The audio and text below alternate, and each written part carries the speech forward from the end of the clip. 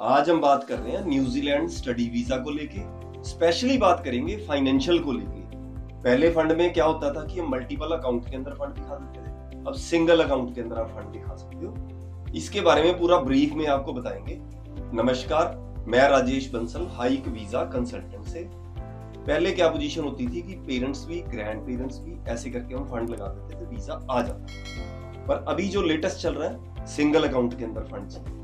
अब इसमें बहुत सारी फैमिलीज में क्या प्रॉब्लम होती है कि ग्रैंड पेरेंट्स के नाम प्रॉपर्टी है, पेरेंट्स के नाम बच्चे के प्रॉपर्टी कई बार नहीं होती, और या क्या होता है कि फंड भी ग्रैंड पेरेंट्स के नाम है, पेरेंट्स के नाम फंड कम होते हैं। ऐसे करके बहुत सारी फैमिलीज में अलग अलग तरह की सिचुएशंस होती हैं। और अब जिसके नाम फंड दिखा रहे हैं, मान लो ग्रैंड पेरेंट्स के अकाउंट में फंड है, तो या एजुकेशन लोन हमें तब लेना पड़ रहा है कि वो जो प्रॉपर्टी लग रही है ग्रैंड पेरेंट्स की लग रही है। अब उनके पास इनकम नहीं है, इनकम है पेरेंट्स के पास।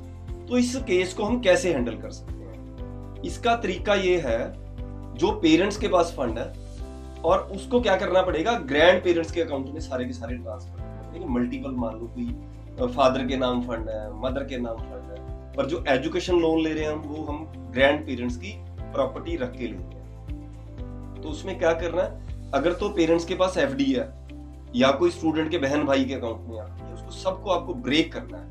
उस पर ओडी नहीं ले सकते। कई बार हमारा नुकसान हो रहा होता है, 50,000 का भी नुकसान हो सकता है। आपको उसकी आप ये चीज नहीं कर सकते कि उसकी ओडी लेके आप एप्लीकेशन लगा दो, क्योंकि पैसा वो कहां से चला हुआ है उसका सारा रूट आपको लगाना होता है एम्बेसी के अंदर, तभी वीजा आता है। ऐसे नहीं होता कि आपको लगता है कि मेरे वाला अकाउंट तो मेरे को लगाने की जरूरत नहीं है, मेरे को तो सिर्फ ग्रैंड पेरेंट्स के फंड दिखाने। वो पैसा जहां से चल रहा है उसकी भी आपको स्टेटमेंट लगानी है। अभी यहां से एफडी आई थी, ये ब्रेक हुई और ये सेविंग में आई है, और फिर यहां से ये रूट होके मेरे ग्रैंड पेरेंट्स के अकाउंट में गई स्टूडेंट। अब होता क्या है कि कई बार ग्रैंड पेरेंट्स के पास आईटीआर नहीं है, आपको नई आईटीआर कोई भरने की जरूरत नहीं है।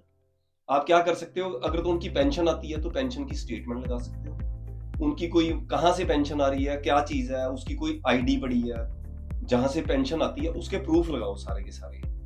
और अगर रेंट आता है तो रेंट की भी स्टेटमेंट लगाओ, और साथ में उसका रेंट एग्रीमेंट लगाओ आप साथ में। यानी कि जो इनकम आ रही है उसको सारी की सारी इनकम को भी दिखाना जरूरी है।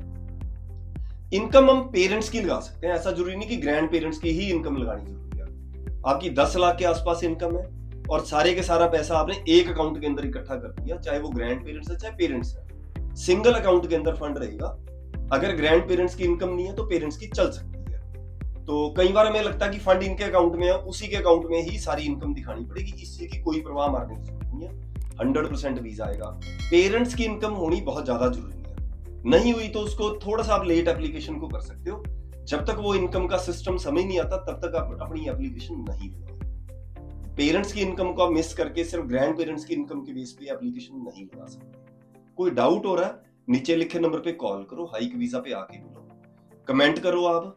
अगर इस चैनल को सब्सक्राइब करोगे, वीडियो को लाइक करोगे, तो और भी जगह ये शेयर होगी वीडियो, और भी बहुत सारे बच्चों का फायदा होगा। नमस्कार।